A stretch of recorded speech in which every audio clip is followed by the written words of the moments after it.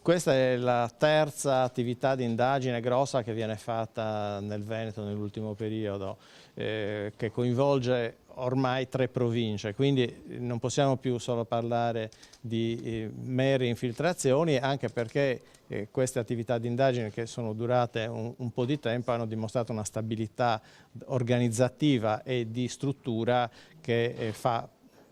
pensare ad una presenza costante. Una presenza costante dunque in Veneto da un lato, ma controllabile dall'altro, sostiene il procuratore, grazie al solido tessuto sociale. Non dobbiamo pensare a una struttura uniforme e unitaria, ma dobbiamo invece pensare a della criminalità organizzata che usa dei sistemi di carattere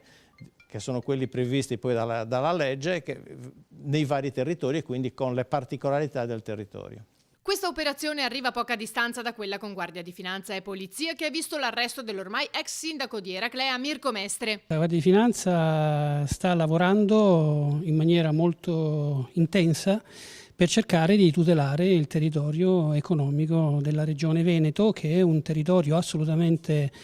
florido, pieno di iniziative, di imprese del tutto oneste e coerenti, insomma, che pagano le tasse, che devono essere protette da tutte le forme di criminalità, non solo quella organizzata come quella dell'operazione di oggi, ma in genere da tutti coloro che utilizzano magari i capitali di illecita provenienza per poter fare una forma di concorrenza sleale sul territorio.